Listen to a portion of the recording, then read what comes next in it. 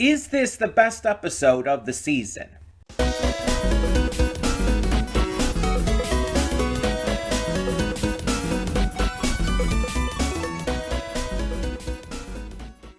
Hey everyone, welcome to Princess Gay. I'm your host Connie, and today we are here with my blind reaction to One Piece One Punch Man. Wrong 1P series. One Punch Man season 3 episode 8. And people were saying that this is the best episode of the season, but the people that are saying this are those who have, been bitching about the season as a whole because of the one single element that they don't like. So I assume that they're saying that this is the best episode of the season purely on animation.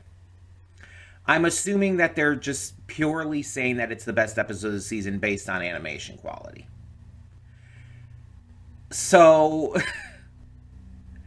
it's kind of like difficult to get excited when that's literally the singular thing that people have been judging this series on.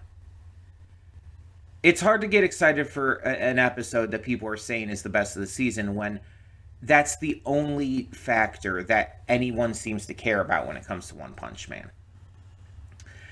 And I've made my thoughts on this entire argument plenty known by this point. But I just feel like this season has been so good. And even if this is the best episode, it's not going to be based on the animation. It's going to be based on, the story, the characters, the exciting hype matchups, because we're getting into the fights and everything. It's going to be based off of that kind of stuff. Hell, the voice acting more than animation. And I've said before, it's like, I think that this season is better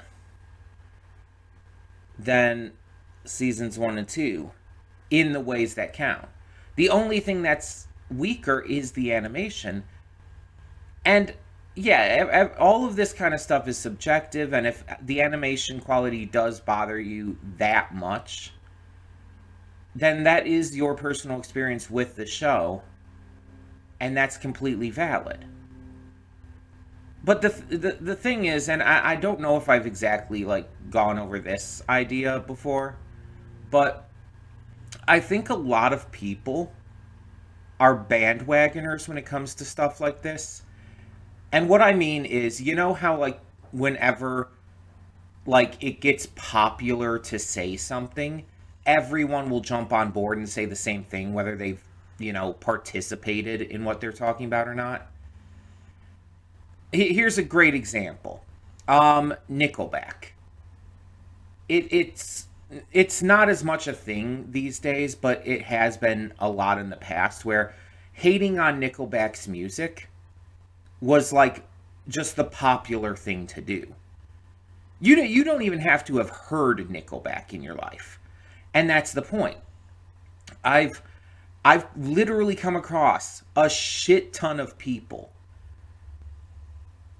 over the years who have never heard a single second of a Nickelback song and bash the shit out of the band because it's the popular thing to do. And I've literally been told that's the reason. It's like, oh, other people were saying this, so it must be true. These music critics I like are telling me that Nickelback sucks, so I have to believe it. They're literally doing so because of popularity.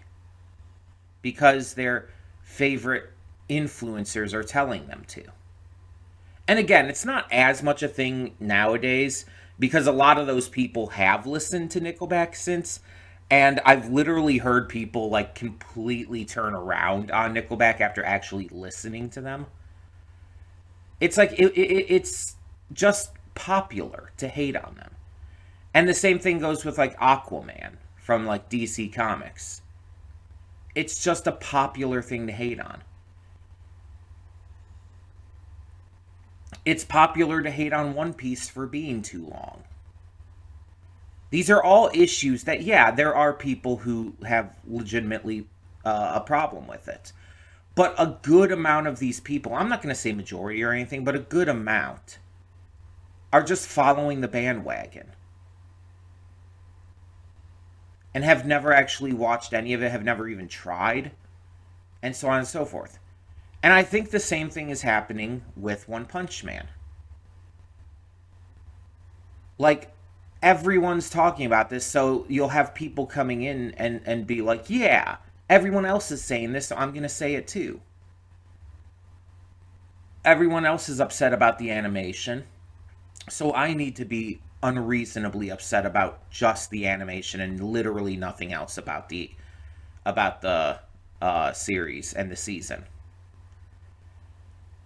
People see other people getting upset and feel the need to join in. It's like this mob mentality. And it's natural. It's pretty much as natural as breathing. But it's also kind of toxic.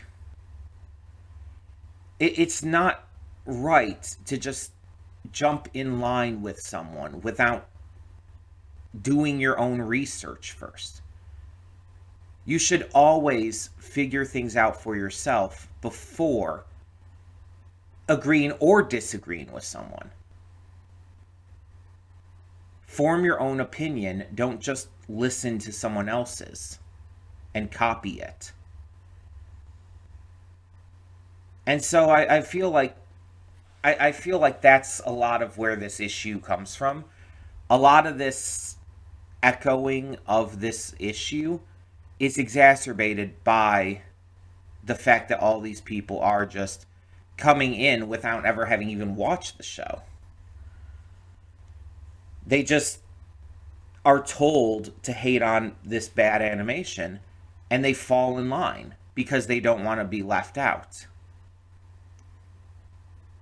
So yeah, it's something that's bothered me, but I know it's not going to be like a notable majority who are like that. So a lot of people just genuinely do not like this, and again, that's fine. You're allowed to have your opinions. I don't have to understand or agree with it. I can differ on that, and I can even note that I differ on it, and even explain why. But you are allowed those opinions, even if they're something I can't understand. So sorry for these long, or actually these pre-thoughts haven't been that long. Usually when I ramble like that, I ramble for a lot longer. But sorry for the rambling either way. It's just kind of a different facet to all of this argument that I wanted to bring up, especially in regards to how things have been like seeming to go with like this episode and how people have reacted to it. So, yeah. Either way, I think we should get into this episode and see if it does really live up to the hype or if it is just the animation. So let's check it out and find out. Hold up just a sec. Before you click that link down in the description below to get to today's video, I want to remind you of all the awesome content we have both on this channel and the Princess of Gaming channel. Let's check it out.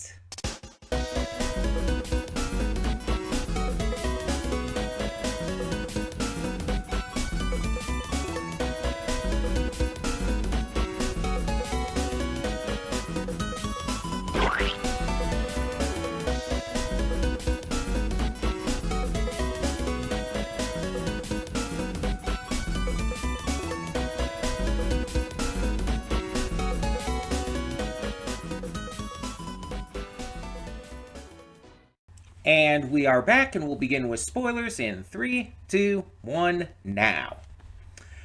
So, yeah, I can see that this episode definitely had the best animation, most notably with the flashy Flash fight. But Other than that, I mean, like I enjoyed this episode. I enjoyed it greatly. I would not call this the best episode of the season by any means. I wouldn't like honestly, I wouldn't say this is better than last episode, much less some of the other ones we've had lately.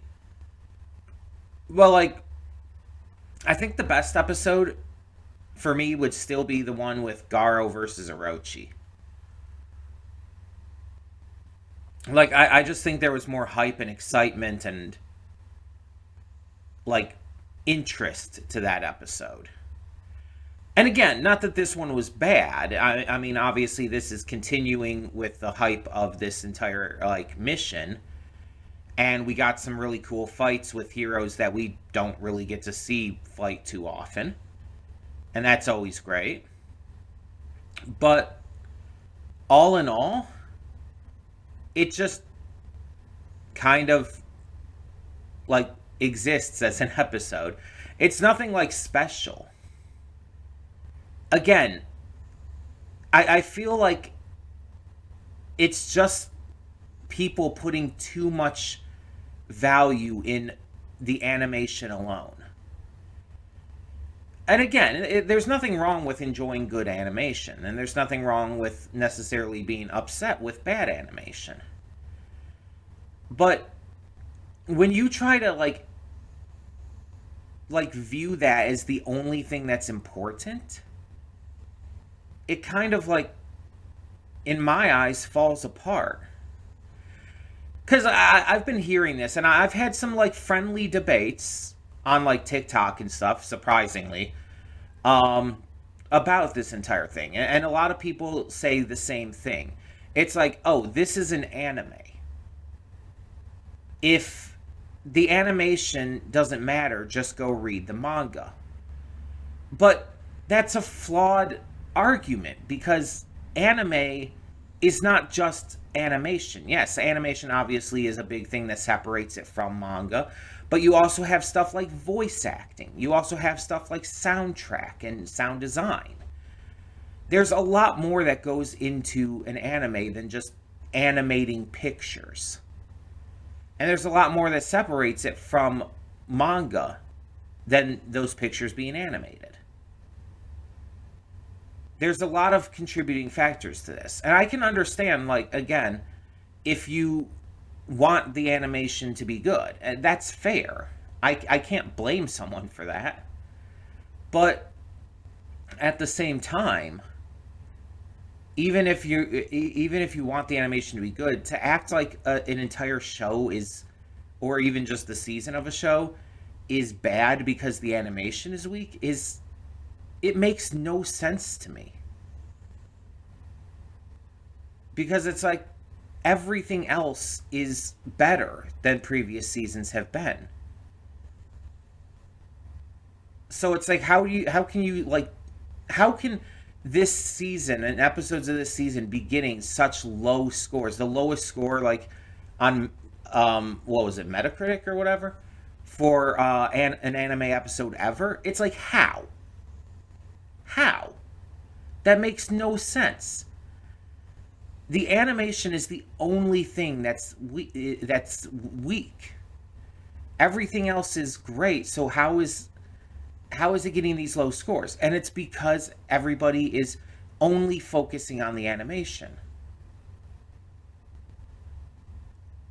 It's the only thing they care about. So because the animation is weaker, they're ranking it super low, even though it's not deserving of that, in my opinion. I don't I honestly I don't think any episode this season has been weaker than like a 7.0 out of 10. And that's accounting for the weaker animation. I mean, if the animation were the level of like season 1, none of the episodes this season would be less than a 9 out of 10. It's because of the animation that like weakens them. So it's like I don't understand. And again, it's all subjective, mind you. But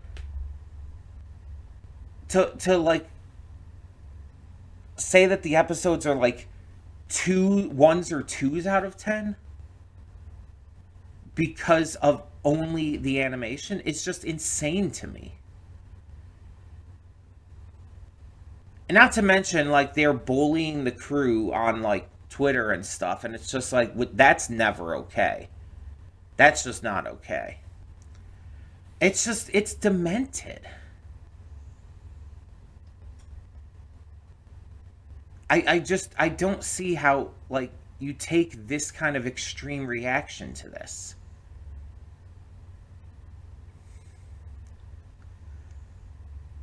And then I just don't understand. If you're not enjoying it, why do you keep watching it? That's something I've never understood too. It's like you don't have to hate watch it.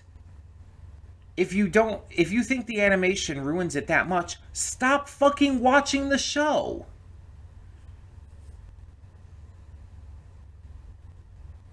Continuing to watch the show just for the sake of like downvoting the episodes and everything is kind of scummy, honestly. If you don't like it, just don't fucking watch it. You don't see me going on IMDb or whatever and giving all the episodes of, I don't know, Kill la Kill, like bad ratings. Just because I don't like Kill la Kill and really don't like the fact that it sexualizes children. It's like, yeah, I don't like it. I don't watch it. It's that simple. I stopped watching it twice. I tried to watch through it twice. And both times I stopped because I couldn't enjoy it because of something that bothered me in it. And mind you, I kind of think that my issue with Kill la Kill is a lot more valid than just having an issue with the animation of a season of One Punch Man. But the point is, the point is that when I don't like something in an anime or something like hurts my investment and enjoyment, I just stop watching.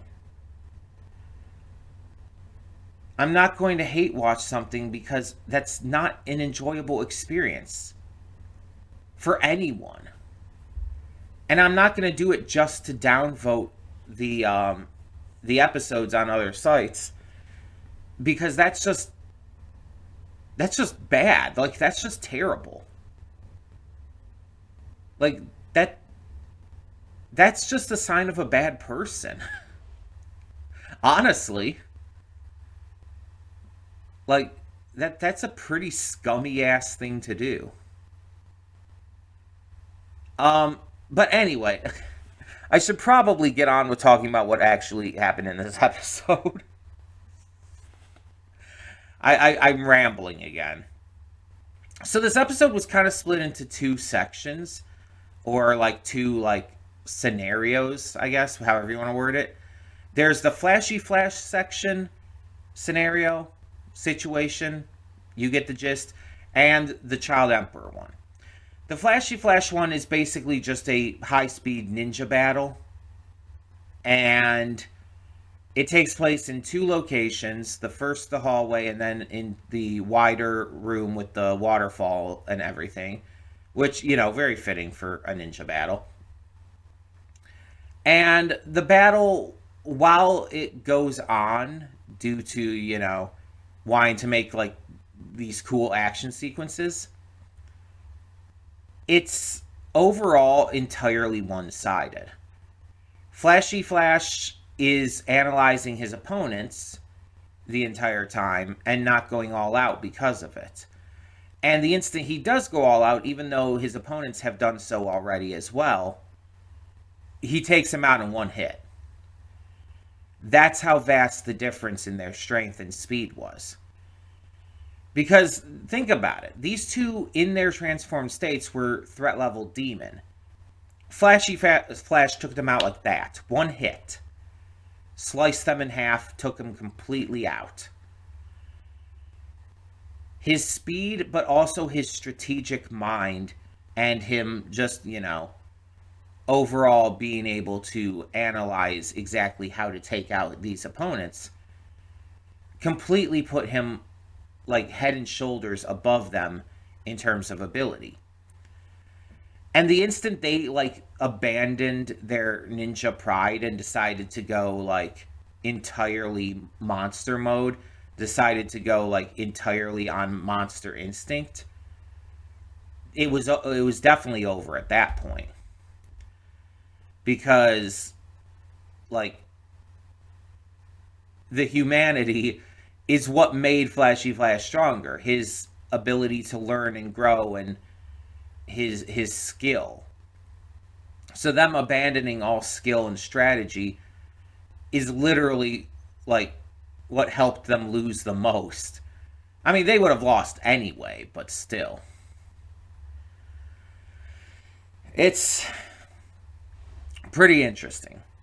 And then we have Child Emperor just kind of going through the hallways, dealing with any monster who comes his way with all these little gadgets and stuff, which is really fun.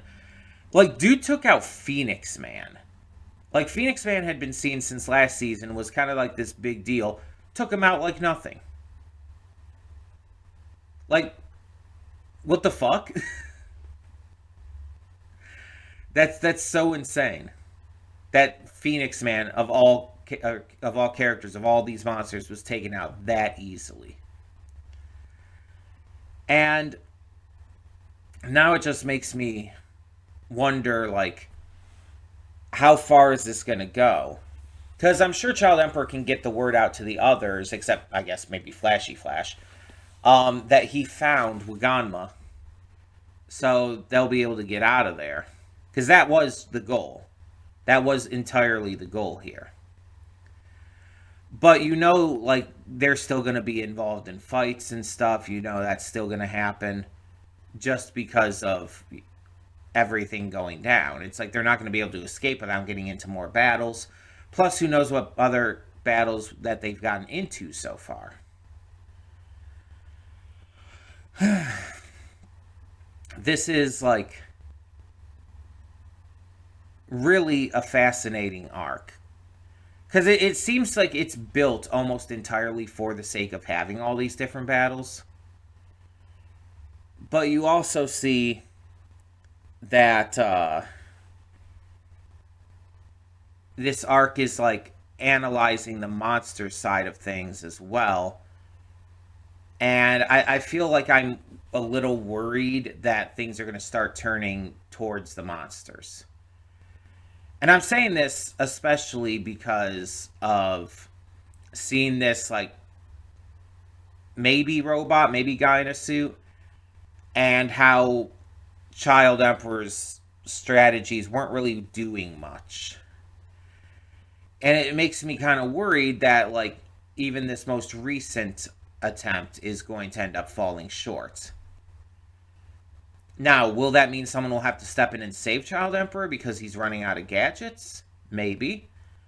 Will it mean that Child Emperor will have to, like, break out, like, some kind of secret weapon? Also, maybe. I don't know. I kind of hope it's the latter. Because I really want to see him, like, take care of this on his own. I understand he's a kid. I understand, like, he's not like a combatant level hero. He's more of a tech hero. So he's kind of at a disadvantage in some ways, but an advantage in others. It's really fascinating how they've worked his character here. And hopefully his genius is smart enough and able to deal with all of this. But I guess we'll maybe see next time. But yeah, it's fun to see all his little gadgets and what they can do. The dog robots are pretty neat. And I'm really, really just invested in how this arc is, like, allowing us to see these different heroes and their abilities, their different styles and powers. I think that's one of the better things about this arc. that we're getting to explore these heroes a little more. So let's just continue with this series as we are, and continue to hope that it stays good and even gets better in especially the ways that matter. All that being said, though, tell me in the comments below, what did you think of this episode of One Punch Man Season 3? And for now, I'm Connie, and I'm signing off. See y'all next time.